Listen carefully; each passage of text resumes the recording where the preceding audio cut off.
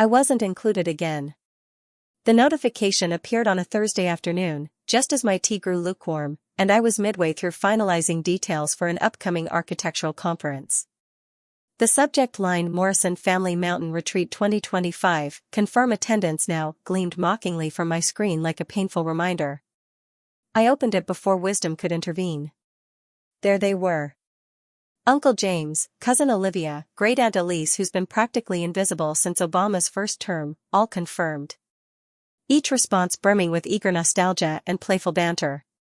Someone had even shared a photo of the old stone fireplace, the same fireplace where I once told ghost stories at 9 years old, unaware that in our family, devotion had time limits. But my name was nowhere. Not in the thread, not in the replies. Not even accidentally mentioned. They hadn't overlooked me. They had deliberately excluded me again. 8 years. That's how long since my name last appeared in one of these gatherings. 8 years of awkward explanations. Must have gone to junk mail or being told I was too dramatic, too distant, too intense. And each time I swallowed it. Tried to maintain composure through the ache of erasure. Tried to believe that perhaps next season they'd remember I still existed. But this time I didn't message Olivia in tears. I didn't ask why. I didn't campaign for inclusion at their gathering. Because this time I controlled the gathering place. Or more specifically, I owned the mountain cabin, the very retreat where they planned their reunion, the same one where my father celebrated his retirement while forgetting to notify me, the one where Olivia staged her engagement photo shoot. The place they all revered as a testament to family unity while simultaneously removing me from the family albums. They had no idea it was listed for transfer, discreetly documented, no family announcement, no collective decision. Just another property transaction released like an outgrown possession when investments shifted. I examined the listing, the natural timber exterior, the slate-colored roof, the reading nook where Mom used to recite Frost aloud. My finger hovered over the contact agent button, then clicked. What followed unfolded like a deliberate, measured composition. The kind of harmony you only discover after enduring dissonance.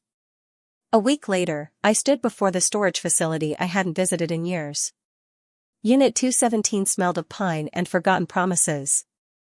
I located the chest, my grandfather's, and inside it his leather-bound journal and an envelope addressed to me. Open only when you've stopped seeking approval. His handwriting was angular but steady, the message unmistakable. Beneath the note was a trust document. Binding. Legitimate. Liberating. A provision in his estate granted me controlling interest in the property if the current title holders, my parents, ever neglected taxes or maintenance, which they had. That day, I entered a Bozeman law office and departed with more than legal counsel. I left with sovereignty. 2 weeks later, the deed was in my name. They never anticipated it. Ownership transferred quietly with no announcement, no celebration, no key ceremoniously presented. Just a notification in my email and a record on a property document that now carried my name. But sometimes quiet moments resonate more powerfully than celebrations. And for me, it embodied the weight of generations. The contradiction isn't lost on me. The cabin that had hosted nearly a decade of family memories, each meticulously crafted to exclude me, was now legally mine. I didn't boast. I didn't share online. I didn't even inform Maya, my only genuine connection in that entire lineage, until the paperwork was finalized. Instead, I reserved the primary suite under the name Adelaide Morrison. 4 nights, mountain view, premium spirits chilled, feather pillows. Privacy requested. A week later, their vehicles began arriving at the long driveway. Olivia's gleaming blue crossover, Vincent's ridiculous lifted pickup, oversized tires, and arrogance. My mother's aging station wagon still proudly displaying the blessed grandmother sticker she never earned with me. I waited precisely long enough for them to approach the cabin. I could observe the scene unfold from the coffee shop across the road. Olivia gesturing animatedly at the locked entrance, Vincent pacing the porch like he possessed the place. My mother, standing slightly apart, composed but cold. Then I approached. The gravel path crunched beneath my boots as I walked toward the porch. The caretaker looked up and recognition flashed. "Ms. Whitaker," he said with a knowing nod. "I was just explaining the property status situation. I didn't look directly at my family. I didn't need to." "There's no need for confusion," I said. "Let me clarify matters." Olivia turned, face flushed. "What the hell is happening here?" Vincent scoffed. "Is this some kind of joke? You think this is amusing?" "I think it's overdue." I presented my identification. "The deed transferred 3 weeks ago. The property is mine." The silence that followed wasn't waiting for someone to speak. It simply descended like approaching thunder. My mother's voice wavered. "Did you purchase it without informing us?" "No, ma'am," I said evenly. "I didn't require your permission." Olivia was furious. "You knew we were organizing the family gathering. This was meant to be our retreat." "And I was meant to be your sister," I replied. "Your family. But you excluded me. Every message, every invitation, every photograph. So I found my own path in." Vincent stepped forward. "You think you can simply evict us?" "No," I said, calm and resolute. "I think I can reclaim something that's different." Then I turned to the caretaker. "Please assist anyone not listed under my guest registry." "Respectfully, of course." The property manager approached. "Nothing dramatic, simply procedure." Olivia muttered something about attorneys. I reminded her to examine the clause regarding unpaid property assessments and maintenance negligence in grandfather's trust. My mother's voice trembled again. "Do you despise us that deeply?" I looked at her, finally meeting her gaze. "I don't despise you. I just stopped expecting you to change." Then I turned and walked away. The aftermath arrived swiftly.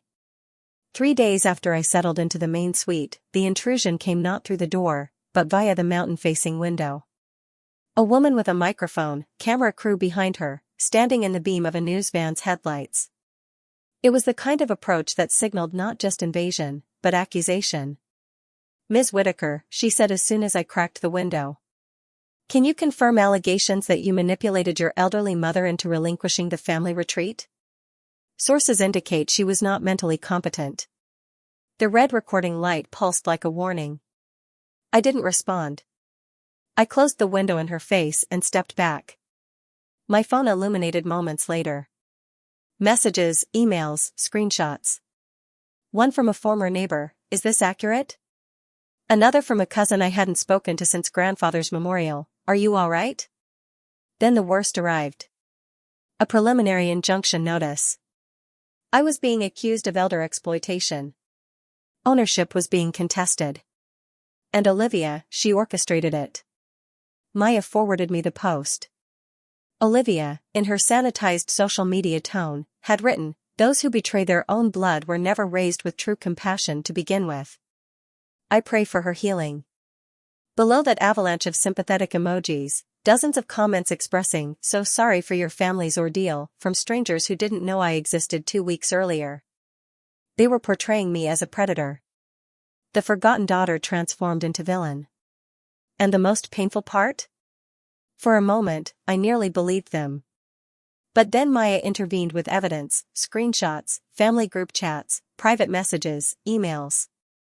Olivia mocking me for being emotionally high maintenance, my mother writing she's too preoccupied with her career to care about family traditions. Don't feel guilty excluding her. She's accustomed to isolation. The silence afterward wasn't empty. It overflowed with understanding. I wasn't irrational. I hadn't imagined it. They hadn't simply forgotten me. They'd erased me, redefined my identity in conversations I wasn't invited to join. And now I possessed proof. The morning of the hearing was misty, overcast in the way that makes the world seem suspended in anticipation. I entered the courtroom alone. No supporters, no expensive attire. Just me wearing grandfather's favorite charcoal sweater and carrying a folder containing everything they never thought I'd discover. Olivia sat 3 rows ahead, posture rigid in an immaculate camel-colored coat. My mother was beside her, expression tight as always. Vincent was absent. The case was called Whitaker vs. Morrison Petition for Injunction Against Property Transfer. Olivia's attorney stood, polished and performative. Your Honor, he began. We assert that Ms. Whitaker coerced her mother into transferring the deed while she was experiencing cognitive decline. The judge regarded me.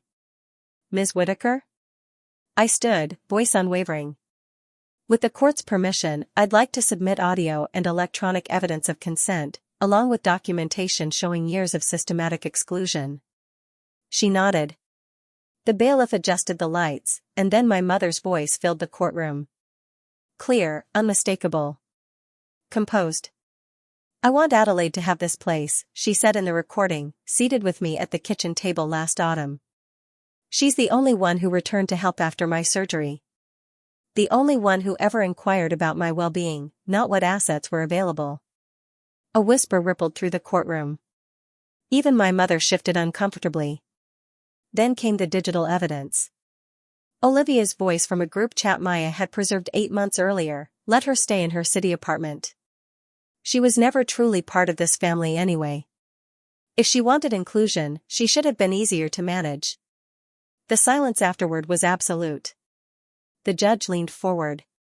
This court finds no grounds for injunction. The evidence demonstrates clear intent from the recorded party and a consistent pattern of family ostracism. Ms. Whitaker acted within legal parameters. Case dismissed. She paused, then added, this court does not exist to validate exclusion disguised as tradition. I exited without looking back. Outside, reporters lingered again. But I offered only one statement. Sometimes the only way to break inherited patterns is to step away holding your own truth. The court ruling didn't feel like triumph. Not immediately. It felt like release. Like something had been liberated within me after being constrained too tightly for too long. The burden of proving I belonged, of requesting to be acknowledged, had finally been relinquished. But that was merely the beginning. The genuine reconciliation came afterward, when I returned to the mountain cabin. The forest welcomed me as if it had been waiting. It carried the scent of pine and something gentler, maybe peace. The kind of stillness that doesn't demand recognition, just reminds you to breathe deeply. I stepped onto the wooden porch. Deliberately. Keys in hand. No longer a guest, no longer an outsider. The cabin was serene.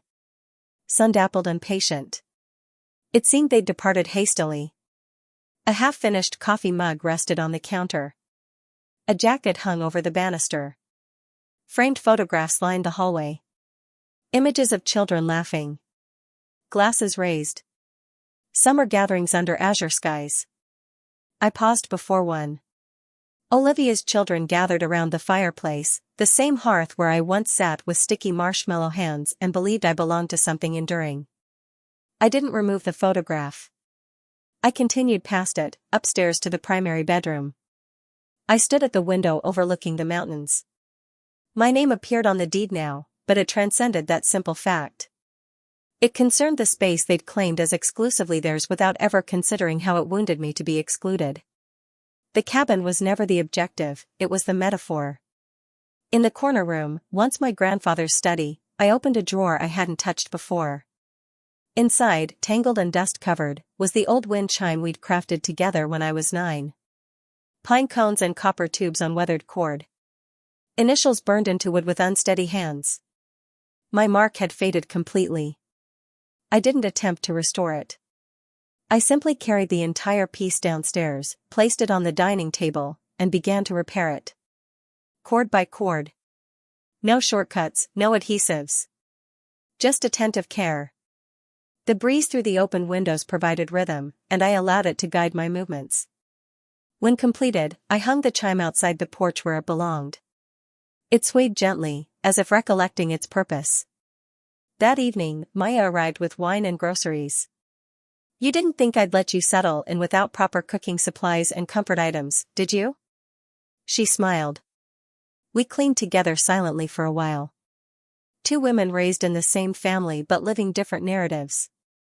She folded the quilt Mother used to reserve for special visitors. I wiped down the table where Olivia once arranged her elaborate centerpieces and criticisms. When we finally settled on the porch, glasses in hand, the mountains had transformed to amber. You didn't just prevail, Adelaide, Maya said softly. You concluded it. You released yourself from waiting for answers. I watched an eagle soar effortlessly over the valley. Wings extended and unburdened. An hour later, a knock sounded at the gate. I tensed, but it wasn't them. It was Mr. Callahan from the neighboring property. He held a basket of homemade bread. Just wanted to say welcome home, he said. Your grandfather spoke about you often. More than the others. Said you were the thoughtful one. I blinked. He did? He nodded. Told me once, that girl understands mountains and patience. I always remembered that. When he departed, I placed the bread beside the restored wind chime. That night, as I moved through the cabin, room by room, extinguishing lights, I no longer felt like a trespasser in someone else's sanctuary. I wasn't waiting for an apology or an invitation, or for someone to offer me space I'd already earned. I didn't burn the bridge. I simply stopped begging to cross it. As I secured the front door, the mountain breeze quickened across the porch. The chime stirred, catching the current. And for the first time in years, it sang. Thank you for listening, for feeling, and perhaps even for remembering someone in your life who's been excluded, misunderstood, or rewritten by those who should have treasured them most. I didn't share this to evoke sympathy or to validate anything to those who never perceived me clearly.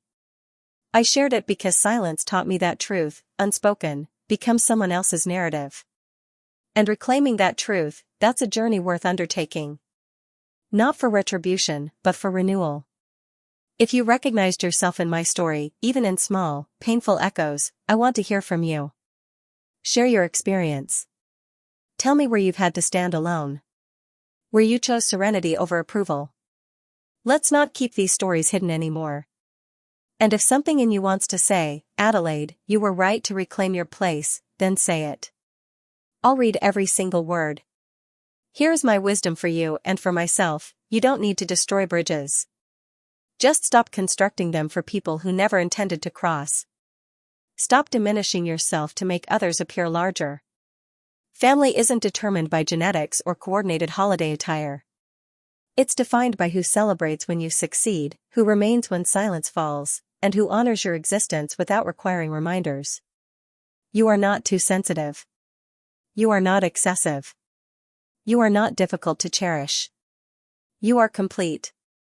You are permitted to reclaim your voice, your space, and your narrative without apology. So continue, express what they attempted to silence. Be the first to speak or the last to depart. But always, always be the one who remained authentic with courage to spare.